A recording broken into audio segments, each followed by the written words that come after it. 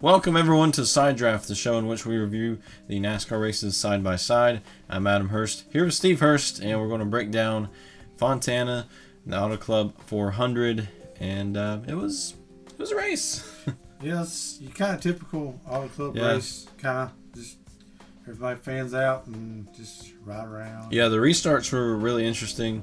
I don't know how they didn't wreck in some cases. Starting off the weekend, had low hopes for it, or low expectations, wasn't really excited for the race. Then saw the Xfinity race, was like, wow, maybe the Cup race will be good, and then the expectations lowered after that first long run. Yeah. But it was probably better than expected, but also typical Auto Club race. Yeah, there was some passing. I mean, it was kind of tough passing, but it's pretty good. Yeah, I think it's probably better than it would have been with the old package. I think they would have been a little bit further strung out. But start off, Clint Boyer was on the pole, Jimmy Johnson right next to him. Great way to start Jimmy Johnson's final Auto Club race. Yeah, and a great salute to Jimmy Johnson. He's been pretty dominant here in the past. Yeah, and got the have his girls do the green flag for him. Yeah, but that's pretty cool. And then Truex failed inspection not once, not twice, but three times. And so that made him start at the back. And, I think these penalties need to be a little more stricter, on, if you fail three times, I mean, you definitely need to start like 5 laps down or something like that. Yeah, because it really encourage trying to push the limits too much. Yeah, because it really wasn't a penalty with this package. You can probably pass a whole bunch of people in the restart, especially late, way back in the pack. So, wasn't too big of a penalty. It did take them a while to get to first, but that was still like stage 2 or 3. So, yeah, I don't know sure what the issue was. They fixed one thing and then it messed up another thing and then it messed up something else. And on the body wise, it's kind of tough getting these tight little templates and scanning process. But he was strong out of the gate, making a lot of passes coming through the field pretty quick. And then Clint Boyer led the first 20 so laps, but then all of a sudden car got tight. He fell in the back, and then Alex Bowman would assume the lead, and then late. Yeah, it's really good to see Jimmy Johnson running strong here. He put on a good showing too.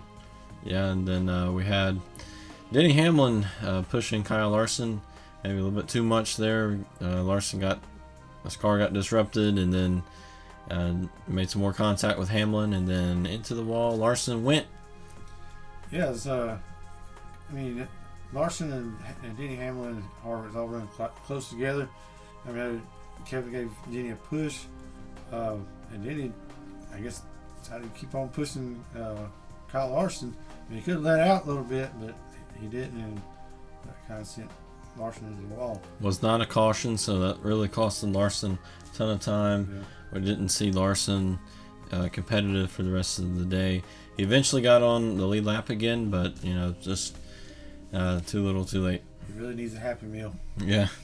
Then Christopher Bell, he would have a pit road violation towards the end of the stage, or he had a vibration, so that sent him to pit road. And then other than that, Alex Bowman won stage 1. Then stage 2, Kurt Busch would miss his pit stall. We thought he would start first, but turns out he just missed his pit stall completely. And then Jimmy Johnson would assume the lead. Yeah. And so then it would be Jimmy Johnson versus Ryan Blaney on the restart. Then this would be where Ryan Blaney took off. Yeah, he really had a strong car. He didn't really qualify that well, but he's come to the field pretty quick in the first stage, and here he's in the second stage. He really showed his muscles what he could do. So.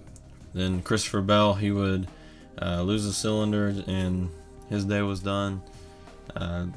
Tough start for Christopher Bell. He had a fairly strong running in the Daytona 500. I believe he got involved in one of the crashes, and then went to Vegas and spun a couple times, and And then he goes to Auto Club, wasn't really running too well. It's just, a big learning curve. You dominate the Xfinity Series. And then, come here, it's a big, yeah. The rookies ain't doing that great. So maybe they'll, by mid-season or so, they'll catch on. Yeah, they have all these expectations, high expectations they put on themselves. Like Cole Custer, he was struggling, not as much as he was in Vegas. But, it's probably going to take some time for these rookies to get into it. Way different package, so I wouldn't count them out just yet. But, Well, Tyler Reddick, he did fairly decent today. I mean, he got there close to the top 10. So Reddick's had a lot of practice, in 2019. Almost won a race even in 2019 in the Cup Series. So looking forward to that Kansas race and seeing what Tyler Reddick can do. Yeah, which this kind of track really fits kind of in his wheelhouse. I mean, he kind of likes to run the high line up against the wall. And that kind of just fits right into his driving style. They would have a caution. It would be Clint Boyer, and he was struggling all day, and then just blew that tire at the end of the tire run. Yeah, they knocked one of the valve stems off during that pit sequence, and that pretty much hurt his chances. Yeah, I mean, it would still run pretty decent, just not, first or second, somewhere up in there. Still an okay day, just not a very good day. Yeah, the 2 weeks in a row that valve stems got knocked off. And last week in Vegas, it was Chase Elliott. So here we are, another tire. So these pit guns is having a little trouble agreeing with the valve stems. Will it continue in Phoenix? So the rest of the stage would be just Ryan Blaney dominating. And, the restarts was, probably the best part of the racing. Yeah. The longer runs, we saw a little bit through the field, but for the lead, it wasn't really too much.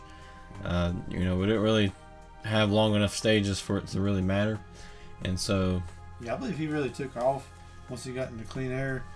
Jimmy Johnson and Alex Bowman could actually stay with him some, but they, after several laps, Blaney, he just started taking off. Even Bowman, he really couldn't catch him. Then stage 3 would happen. Jimmy Johnson wins the race on pit road, about 74 to go, and this would be where Blaney would get shuffled back. He started 3rd on the restart, got shuffled back to 7th, made his way back up to 3rd, and we thought maybe this was Blaney's day. Yeah, I mean, it's very tough. I mean, he really couldn't get to position. Somebody go on the high line and just kind of draft each other, push up to the front, so really Blaney didn't have any help right there. But yeah, he would get about 5 seconds back, and by the chance time to get to do the pit sequence, I mean, he was within like a second and a half of Bowman. Yeah, and then and I believe if Blaney might have pitted like a lap sooner, I mean, he might have been a little closer. Yeah, but the way the tires was that's a long run on these tires. Yeah, like 40 and laps. Cautions with this package is just very rare, especially at these 2-mile racetracks. Whoever's leading at stage 3 is most likely just going to have a Sunday drive into victory lane, and so that's probably the most frustrating thing as a fan to watch the package is probably not enough cautions as there should be. Yeah. And if you're that second place car, there's not much you can do. A little bit more you can do at Fontana to catch the guy, but that's probably the downside is the long runs on this package, especially when there hasn't been caution forever and you're just watching, it's kind of like watching the interstate for a little bit. Yeah, I thought, Blaney's going to try to catch Alex Bowman towards the end, but he got really loose and got within about 5 seconds, and then tried to gain a little bit. He loses a little bit, but towards the end, he just kind of had to come in because that tire just kind of came apart. But it's pretty good for our picks. We was running right there, Yeah. top 5. I'm like, man, this is going to be pretty close. So, with that, Alex Bowman pretty much cruised to a win, like 10 seconds. I believe Kyle Busch had that same amount of a lead last season. So I came close on my pick with Kyle Busch. Maybe in pending inspection, I might get a free point.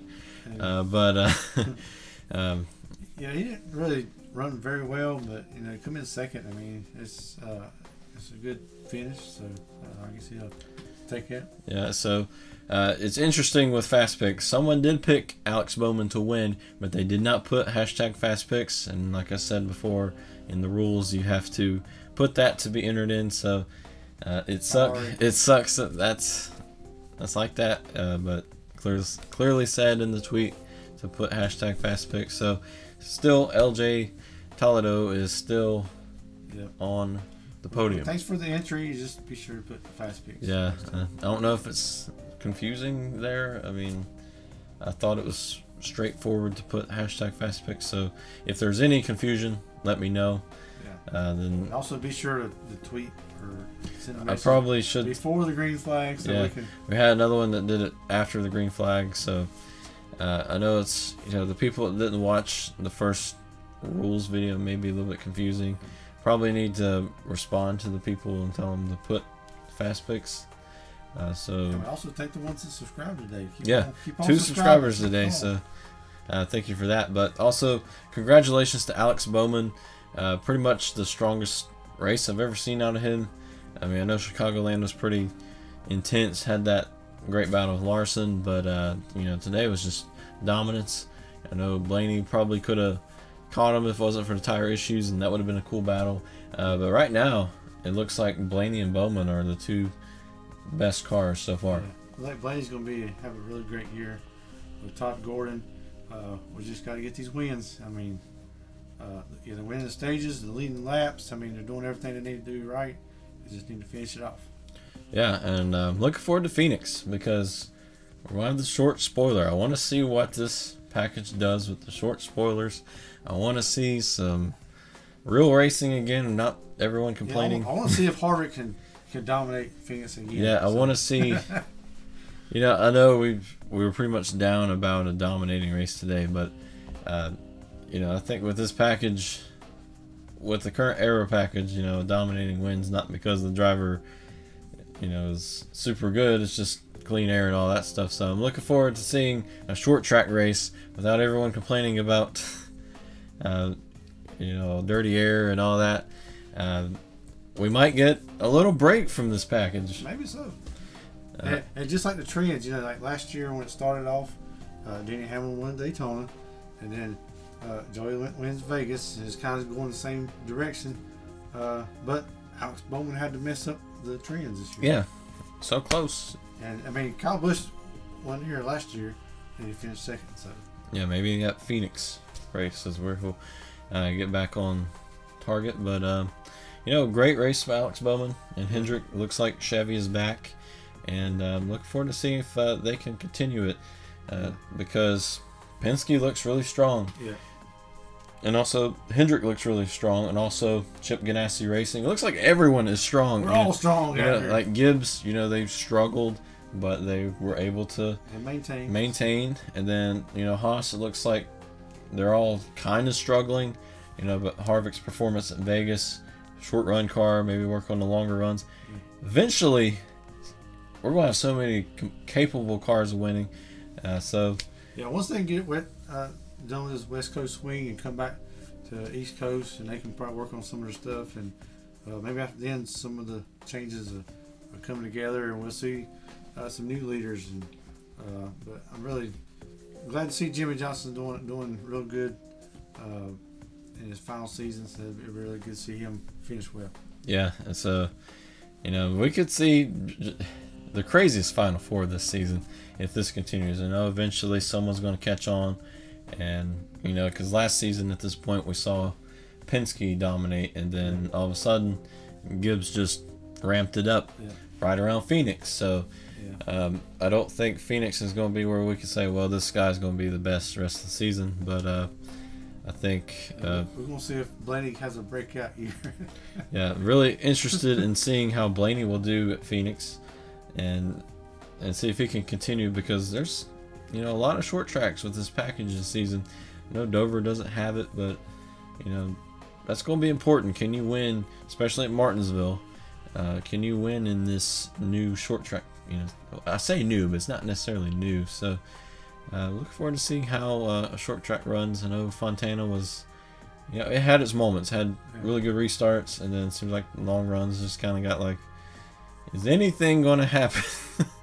But overall, I'd say 5 out of 10. You know, with the restarts, give it, 5 out of 10. But the long runs, other than throughout the field, it seemed like wasn't anything you could really do. Nope, just watch everybody go around. Yeah, that's what made stage 3 kind of frustrating. That's probably the main reason of her frustration is because stage 3. Like the Xfinity race, they had all the cautions and that kind of amped up and made it a little better. Yeah, that's normally how Fontana is. We didn't have the cautions here, so it's kind of made it kind of flat. So. Yeah, but again, Alex Bowman, dominating run. Yeah. And would have been funner if they were duking it out at the end. Yeah, so we got a Toyota, Ford, and a Chevrolet. So do we repeat the cycle? Who repeats first? So we'll see that in Phoenix. Yeah, so really excited to see how Phoenix will go. I know we were talking about Phoenix a lot, but let's move on. But yeah, thank you all for watching, and we'll see you on our video Wednesday, which there's something on the shelf that maybe gives a hint to what we'll be seeing Wednesday. So we'll see you then.